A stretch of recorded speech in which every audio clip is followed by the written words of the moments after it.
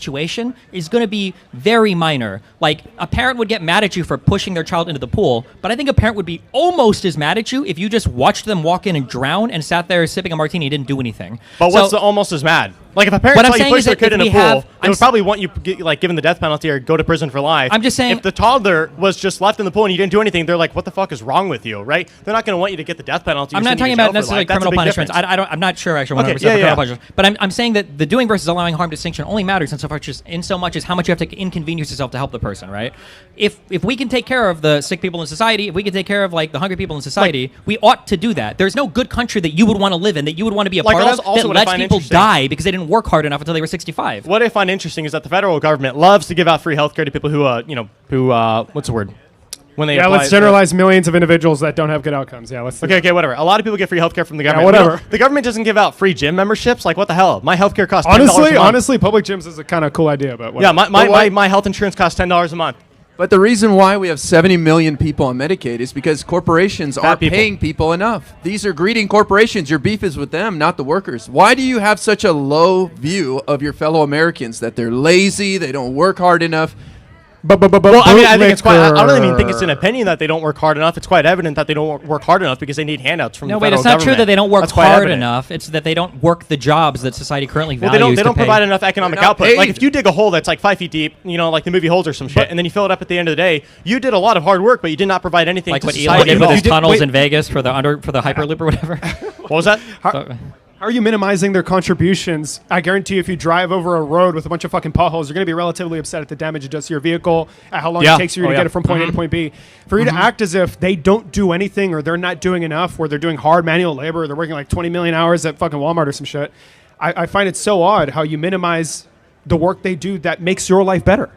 I mean, all that matters is somebody's output. It doesn't matter how much hard work human that they beings did. are not output. Again, how can it be pro-life? You're just like, are you number one? No, or but the number amount of money that they get paid for this economic system that we live in depends on their output. Doesn't depend on how hard they work. Which is why I mentioned the analogy. If you dig a hole that's 5 feet, you fill it up at the end of the day. You didn't do shit, but you did a lot of hard work. You didn't output anything. You don't deserve jack shit. So a lot of people do these really hard jobs. It's not that they're just digging holes and filling them up. These people are doing socially valuable work. It's just not as highly skilled, so it's not as highly compensated. But do you think it's a mistake, or do you think that it's a coincidence that every single country basically on the planet decides to take care of its old and sick people, even if they can't afford to pay for it? Well, I think those works in a lot of European countries because the United States military covers their ass through NATO and a lot of other treaties. Like the vast majority of active soldiers in Western Europe are actually American, by the way. Stop acting like that doesn't benefit us. Germany. What? NATO and these treaties are not like some altruistic attempt at making everybody feel safer. Like, we're establishing influence all across the globe. What I'm getting at is that these countries in Western Europe, because they don't need to fund such a huge military to defend themselves against Russia, they're able to go, oh, wait, the United States is going to protect us. Let's divert a lot of our funding towards healthcare services. And also, let's just get out the elephant in the room. A lot of those Western European countries are very white, right? They don't have a lot of minorities that are draining down the welfare system. We know that's very factual. Wait a second. So I don't know this, but it's true. I don't have an actual. True. I don't know 100% the answer, but my vibe would be that white people probably drain more healthcare in the United States. Yes. Don't they live on average 8 years longer, and the majority of your healthcare draining years are at the end of your life when you're receiving the highest percentage? Not relative to the United States being 60% white. I mean, it might be at the 51%. Well, what I'm saying is that technically minorities, if they're dying at earlier ages, would be better for your healthcare system, right? So I don't know. I don't want any healthcare system at all. Okay, well, for those of us that don't want to live in a place where people are just dying on the street, Did you say yes to that? Are you a racist? You guys said two things at you once. just want nothing. Yeah, I don't want any federal healthcare system put in place. Why people do you should be able to get their own healthcare with their own money that they Why get. do you think no other industrialized country on the planet operates this way? Because they have the United States military to protect them, so they don't need to put their money into their military. Now that Trump is undermining NATO, if NATO goes away completely, you think every single European country is just going to get rid of their healthcare? They're either going to have to get rid of their healthcare and divert some of the funding to their military, or they're going to get fucked by Russia.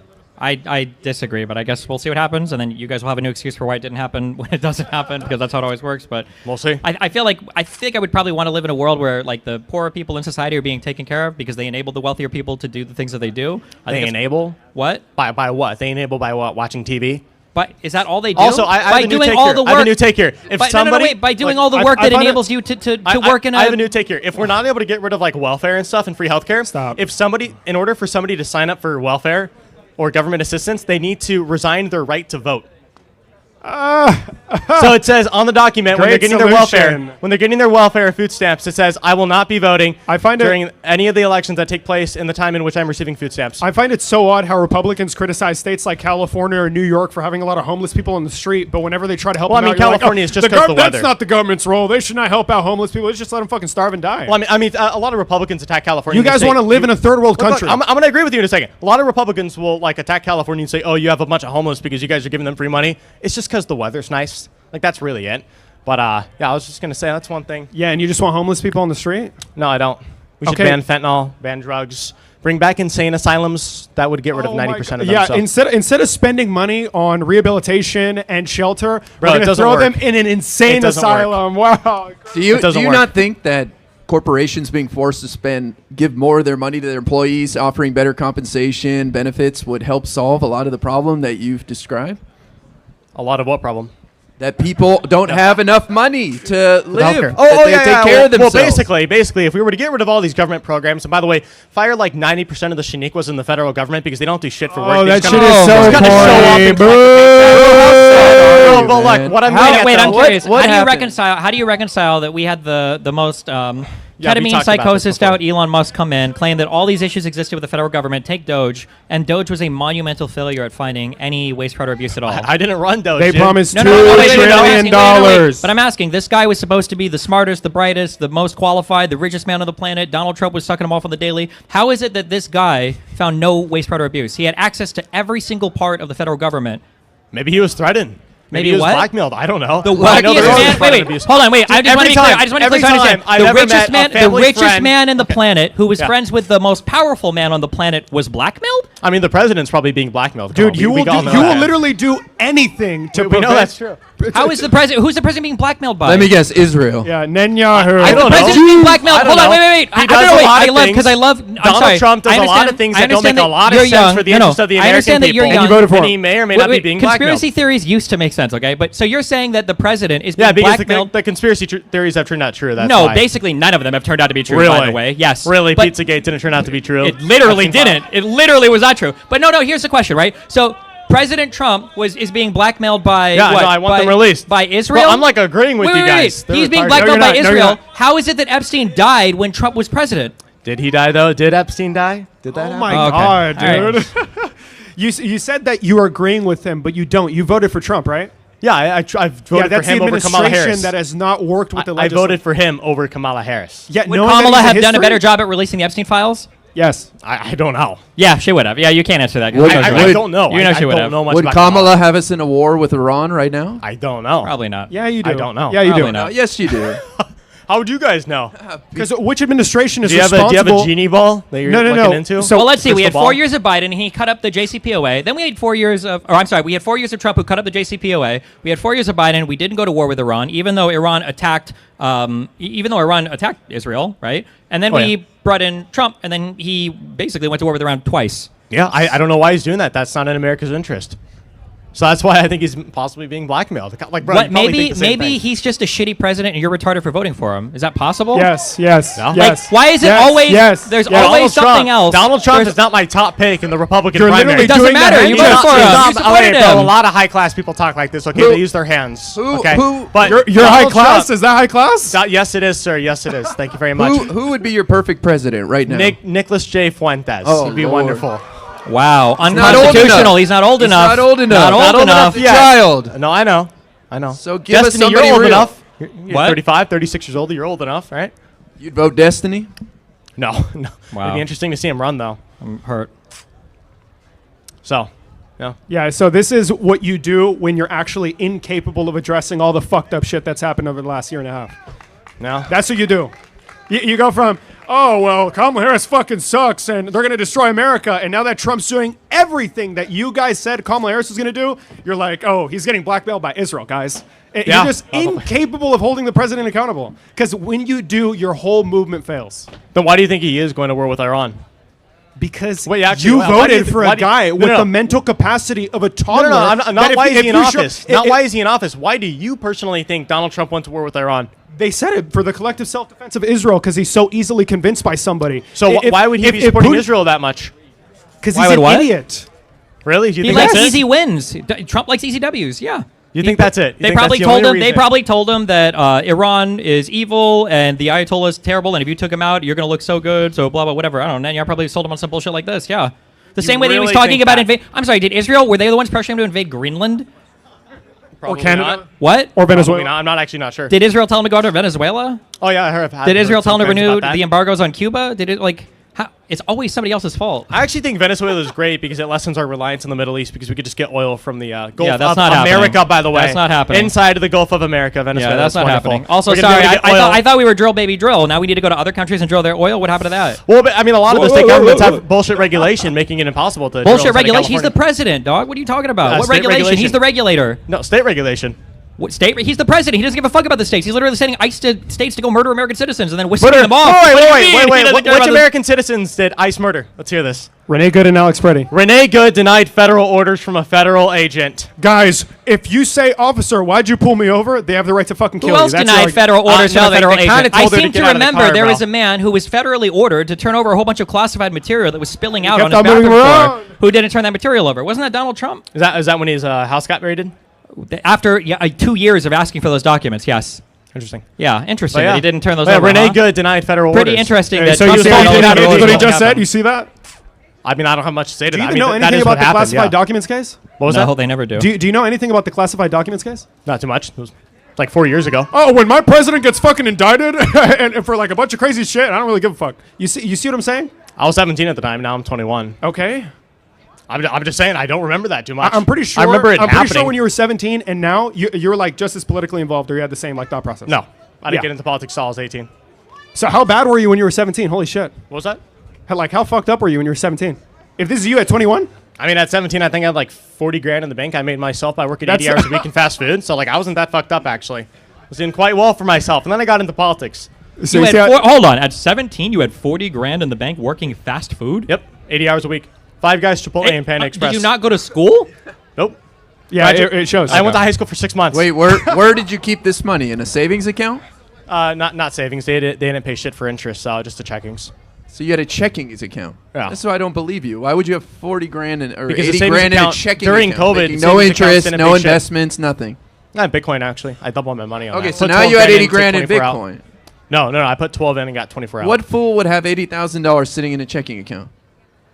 The savings accounts wouldn't pay anything in interest. You.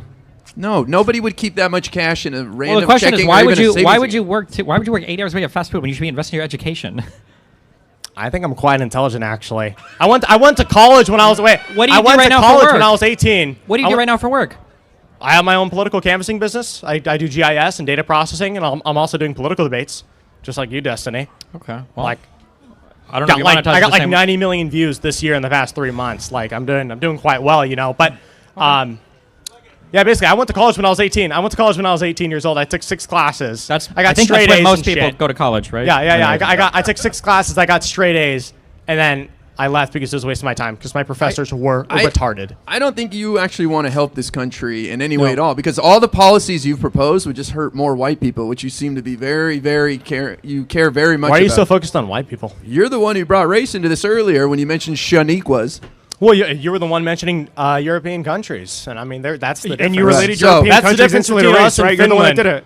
You're the one that did it. You related instantly to race. When because he brought up the European countries, and the major explanation for that is that Finland is full of white people. Okay, because Finland is white, then magically healthcare exists. That's what you're saying? No, it's just that they provide a lot more economic output. Then why'd you mention it? Because they provide a lot more economic output, making the system actually work somewhat functionally. But also, the United States provides military protection to those Western European countries. That's which irrelevant. We should not, so you're saying that white people not. provide more economic output, so therefore we should deprive minorities of healthcare access? No. Or everybody of healthcare access, sorry. No, we shouldn't deprive them of anything, but we shouldn't be giving them free things as well. So But they have healthcare now, and then you're like, we should get rid of that system. What are you doing?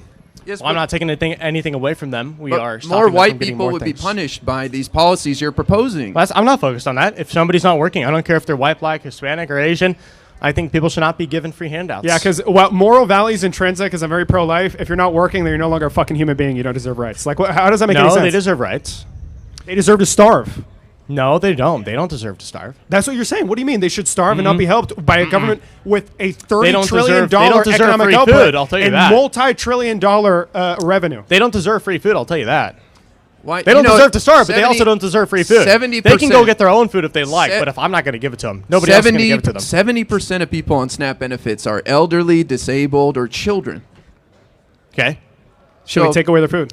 What does disabled constitute as? People. What is the definition for disabled? That's pedantic. It's irrelevant. We mentioned a No, bunch of groups of it is people. actually quite relevant. Because then it changes the definition of kid. No, it how, doesn't. how disabled are they? Like, are they a doesn't matter. paraplegic, or are they like, oh, my thumb hurts or something? Doesn't matter. Do they It's make decided they need disability? an average of $160 Do you know how many people make up disability bullshit to get free that disability? is actually a damning non-answer. So can you address what he said, please? So he said 70% of 70% are children, disabled, permanently disabled, or elderly.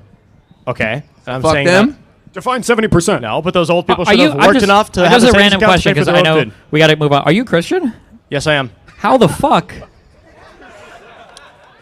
I believe in donating your own goods and services, not forcing somebody else to give away their goods and services to a poor person. I have donated probably more money than any college student here surrounding me, of my own personal money, not from my parents or some shit.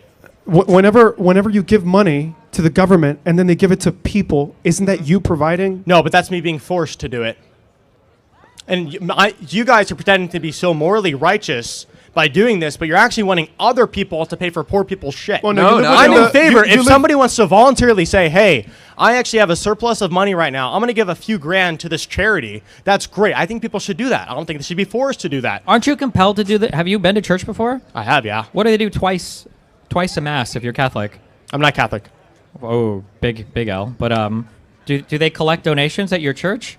They don't pass anything around. Oh, okay. Yeah, you anonymously donate online. Wait, well, hold on. Wait, what kind of church is this? Calvary Chapel, Chino Hills. Jack Is this Hibbs. like an You probably know online Jack church, Hibbs, right? or- Do you know Jack Hibbs? He has like 500,000 followers on Instagram. He's a big political speaker. No, I don't. You don't? Is this an online church? No. Okay. It's in And Chino every Hills. for all the Catholic churches I've been to, they generally tithing is like seen as like a thing you're supposed to do, and they pass around the thing. And that's actually not biblical, right? You should be giving in secret. You shouldn't be like, oh, I'm gonna put money in the box in front of everybody to make them. Well, there's a look good. difference between giving money as part of tithing versus making a big show out of it, right? Like you're still doing it in Fair. front of people. Yeah, right? but you should still do it secretly if you're. But gonna who donate says to that? the That's church. not true. What? It's in the Bible, yeah. It's literally not in the Bible. It's in the Bible that you should donate to the church secretly. When yes. Jesus, wait, hold on. When Jesus is literally doing the thing of the woman who donates quietly versus the guy that makes a big show out of it, how does he know that the woman donated quietly? It's because she still walks up to tithe. It's public. It's not like you have a secret mail thing that you send the donation off to. Bro, what? No, it says in the Bible that you should give in secret if you're going to be donating. You Even can, if but, even if it's not to the tithing and church. part of church is not considered an immoral thing. I think it's an expectation. Every Catholic church I've ever No, been it is to. a moral thing, but you should do it in secret. You shouldn't make it obvious. You're not going to be Okay. like, well, I made 500 grand this year. I want to be donating $50,000 to the church. Like, Well, you shouldn't. nobody make a big said show out that, of it. so okay, cool. Yeah, cool, awesome. Okay, let's talk. Yes. I agree with her again. Round of applause for her again. That was beautiful. Rather feed the poor than bomb people. Amazing. Good luck to that guy. Yeah, thanks for speaking with me. you I'm do a the- white just a nationalist. I Huh? want to rebuild the movement under my leadership. Oh, sorry about that. Yes, so thanks for speaking with me. I'm a white nationalist. I want to rebuild the movement under my leadership. I love you in American History X, bro. Guys, You're awesome. this is the replacement for Nick Fuentes, apparently. Oh. Yes, actually. Okay. And Destiny, I was wondering when you would join us. Okay, here's my issue. Here, first of all, I have blue eyes, so I think I would survive longer than I think you if you've got brown eyes. No, I have hazel eyes. Oh, you're first on the list then, because hazel eyes are really just brown eyes, but a different shade. Okay? No, it's half biologically. half white, half We don't do brown. halfies in the white nationalist movement. Okay. Okay, thanks. No, but okay, here. So, I'm so curious. Okay, on the white nationalist perspective, where do you think you're going to end up drawing the line? Personally, the main ones for me are deporting the Hispanics and the anchor babies. Okay, but when you say like Hispanics, like would Fuentes count? I would let personally the ones that are like 75% white stay. So I would let Nick stay. 75? Okay. Yeah. Do I get to stay? Well, I mean, you're 100% though, right? You're like. I don't. My mom has a Cuban background. I don't know what her. Yeah, but you're not actually like indigenous. You're Spanish. I don't know. I'm not sure. Well, give me your. But like, do 23andMe. you see? But do you see the issue here? Like, No. you keep saying me personally. You don't see the issue with having a white nationalist policy, but it's hard to define what we even consider fully white. or No, white it, enough to it does. say? It doesn't. Those edge cases are not the majority. The majority is the lower IQ, more violent Hispanics that are causing too much crime. Okay. Using too much welfare. You know what? And I'll destabilizing listen, the system. I would join you on this, but can we deport the low IQ whites as well? Yeah, that's fine. No, I mean we need the wearing a eugenics beanie program. and Wait, too. why not? Why not weather. just deport like all the low IQ people, That's whites, fine. browns included? That's fine. I'm fine with eugenics. And then we can keep the higher IQ Hispanic, black, white people as well. No? Yeah, but there's not enough of those, and then there's also other issues. Do we keep the high IQ Jewish people? It depends on what they say. But I imagine they probably say anything to stay in the white nationalist. Well, I mean, look, it really depends. Like, I mean, a lot of folks want. I mean, you know, there's like basically three different wings in the far right, right? You have the Nick Fuentes who want to deport them all. Then you have the Jewish right who obviously want to stay, and then you have more people who are in the middle, like me, who can go either way. So I appreciate the flexibleness of your white nationalism. Yeah, but it really depends. Sounds like an interesting movement. But my question is, you know, you don't have any future in the Democratic Party. You've already pissed off Hassan. You've pissed off like the DSA. Hassan is not the Democratic Party, right? You've had sex with Warren Southern. You played footsies with Nick Fuentes. He just sat down. He just sat down with a cabinet member from Biden's administration. You've within done the last too many 6 things. months. Well, I'm not running for office. Like, but what do you? You're never gonna have like a seat at the table. You've already pissed these people off. I don't need to have a seat at the table. There are values that I think are important to impart to the world or on my platform. It doesn't matter if I have a seat at the table or not. That's going to stop me from doing that. What's your number one issue? What's your number one value? It's deporting low IQ white nationalists. No, seriously. What is your actual number one issue?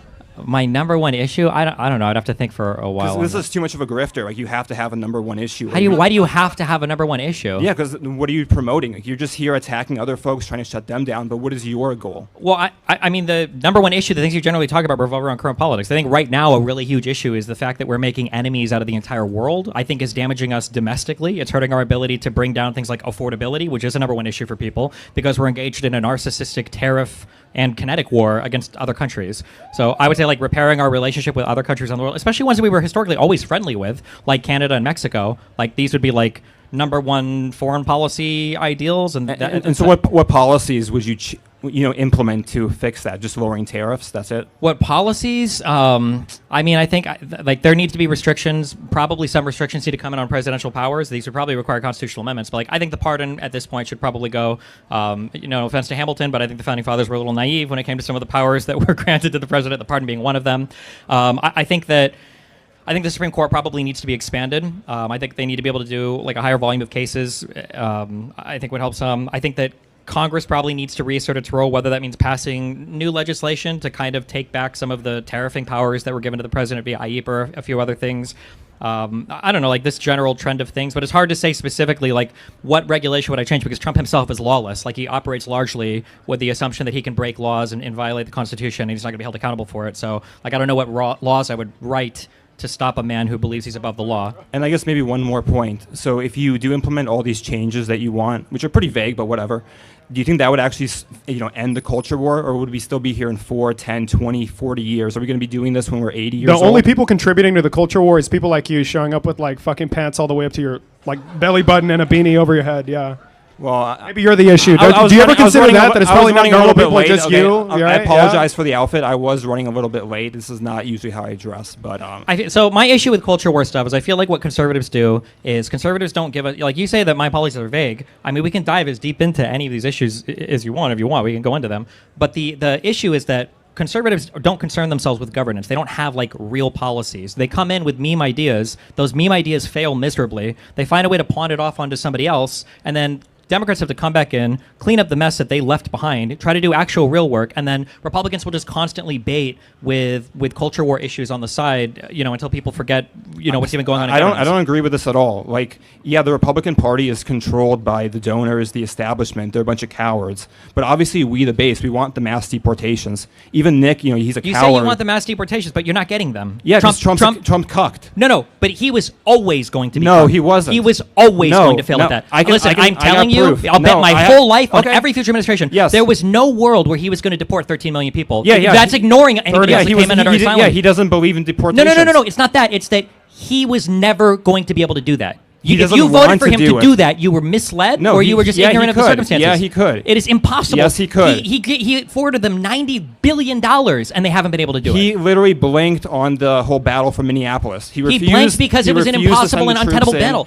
I know that this sucks. Listen, in the real world, if you want to be a leader, it can't just be you with a stick smacking everybody, telling them what to do. Yeah, it is. It literally isn't. That's not how the real world works. That's what Obama did with DACA. That's not how the real world works. You should appreciate that position as a white nationalist.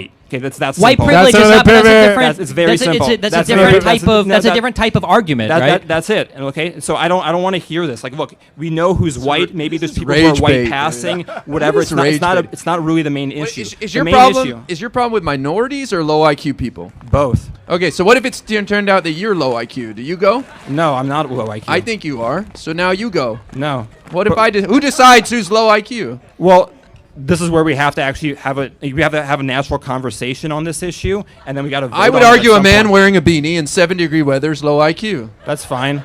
Okay. I'm not low IQ. Didn't Donald though. Trump literally say, "I love the"? Oh no, it was "I love the lowly educated." I think he said.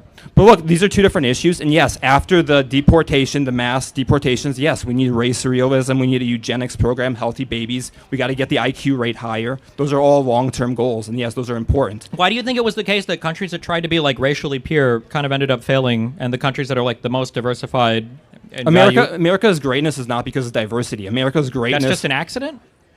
Like No, it's no, a no, detriment no, to us? no, Like, what about the fact that the most successful economic output places in the United States, even in red states, are diverse blue cities? Or that's correlation. That's not causation. All of it is okay. So the fact that our most correlation, not successful states causation. are blue, Correlation, diverse states. not causation. So all of these places are working despite the fact that they're diversified, not because they're diversified. Yeah, exactly. Okay. No, I no, mean, no, I no, don't know how to. Look, either you're being low IQ or dishonest. But the thing is that you have, yes, the cities are where immigrants go because those are where they get the low-skilled jobs. You used to be manufacturing. Nowadays, it's things like, retail. So yes, the immigrants go to the cities, and the cities become diverse first and foremost. But that's just because of capitalism wanting cheap labor. That has nothing to do with the other issues. And then yes, there are negative externalities.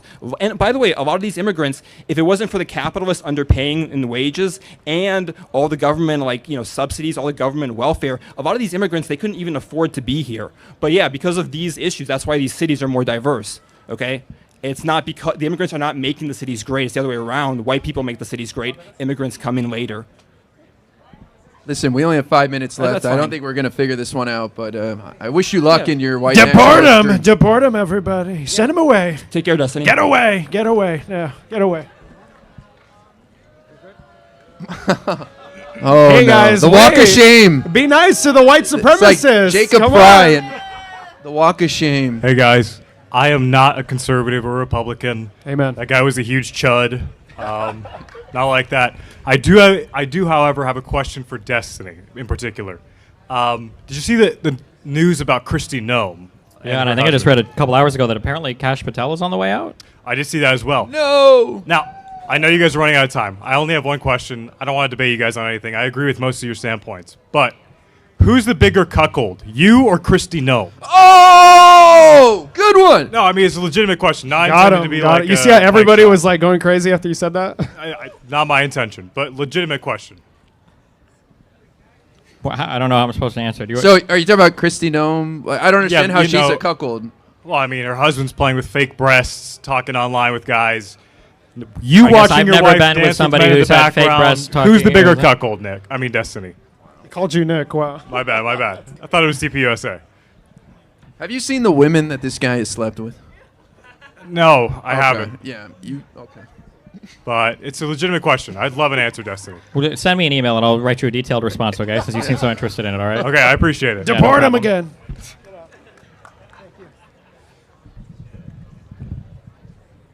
All right, I'm not a conservative either, and I agree with your Trump points, but I just wanted to know your opinion. You mentioned that you wanna focus on like foreign policy and reestablishing like relations with countries that we previously had good relations with.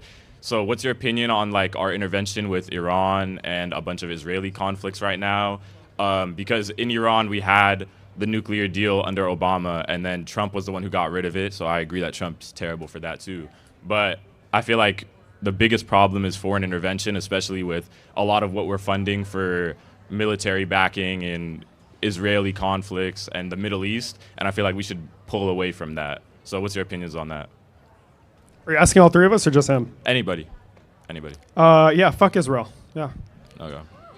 Well, I just don't think we're going to be able to accomplish what we want militarily with Iran. And they're in a stronger position now where they control the Strait of Hormuz. They can cut off 20% of the world's energy supply, 30% of fertilizer, key resources like helium. So, and so what have we accomplished here? I don't think there is a military solution. I think we didn't reach the end of diplomacy. We sent in Jared Kushner and Steve Witkoff, and they failed miserably. So after 1 week, we decided to strike for no reason, and we sold a lie to the legislature. Donald Trump told them on March 4th with a meeting with all the leaders of Congress, and he said that if we didn't strike, Iran would have had a nuclear bomb in 2 weeks. The intelligence doesn't support that. The international community doesn't support that. Donald Trump is an idiot. And it's important that we point out that the reason why this is happening is because Republicans are enacting their dream, and their dream fucking sucks. I agree. I want to hear Destiny's point too. I would say fuck Israel, but in a softer voice. I think the issue is that I don't ever like the idea of completely withdrawing from a region, because then you basically just leave it up to whoever's there to figure it out, and then you also create kind of this vacuum where another large player, I think China really wants to step up in the region and have more of a say. The big issue between Israel and the United States is that Netanyahu and the Israeli right are very ideologically driven, and they have an idea for what they feel like the Middle East should look like. And right now, the Conservative Party doesn't have a strong vision for what the Middle East should look like. So it's basically, it feels like it's just Donald Trump asking Netanyahu, like, hey, Bibi, what do you think we should do next? And he's like, oh, we should do this. And Trump's like, okay, yeah, fuck it, let's go, basically. So, I mean, ideally, with the next president, like, you have to rein in that behavior pretty significantly. I think Biden was, whether or not he did enough or didn't do enough, like, Biden was restraining Israel's behavior in terms of the way they were acting. Like, Israel was attacked when Biden was president. We didn't start bombing Iran as a result of it. But it's hard because there's two things that have to happen. One, you need a president that is willing to invest some time into understanding the region, and then like actually trying to do something that is like coherent with some greater vision between the United States, between Israel, between the Gulf states, for what should happen. But then secondly, it's hard, I think, for anybody to take the U.S. seriously, because we're very back and forth on how we approach the world. Like, imagine you're Europe, or imagine you're in the Middle East, or you're anybody else, and you see the United States go from fucking Obama to fucking Trump, and then to Biden, and then back to Trump. Like, who the fuck knows, like, who's going to be in office, 4 years into the future? And that's a huge problem. I think we probably need to, I don't know how politically tenable it is, we probably have to get rid of the authorization for the use of military force. It's probably been, I think it's just been used too much to justify every kind of military intervention in the Middle East. And then we probably need to take a more coherent approach to the Middle East that probably involves Congress more, so that we can kind of slow down our movements there. Because, yeah, it's way too much back and forth right now that's not conducive to anything positive. So why I've seen in like a lot of your previous content that you've defended and you've denied the fact that there's a genocide going on in Palestine, and Israel is like the biggest factor because of that, and the U.S. is funding most of the IDF. So I don't think the U.S. funds most of Israel's military. I don't think that's true. Okay. That's absolutely not true. So, I don't like the term genocide because it's thought terminating, and because it doesn't leave you with many options for how to deal with, actually what's going on. And I also think the term genocide is deeply unserious applied to that region if it's only going to be applied to Israel and not to anything that's happening with Yemen, not to anything that was happening with Hezbollah, not to anything that was happening between Iraq and Iran. Like, there's so many different conflicts in that region that involve so much more death. Not to say it's good, obviously, I don't know how many tens of thousands now that we're up to for Palestinians that were killed. I think that when I come off as being pro-Israel, if I'm arguing with a lot of pro-Palestinian defenders, it's because it seems like there's this idea that the end result of any moral policy for Israel is just the dissolving of that state.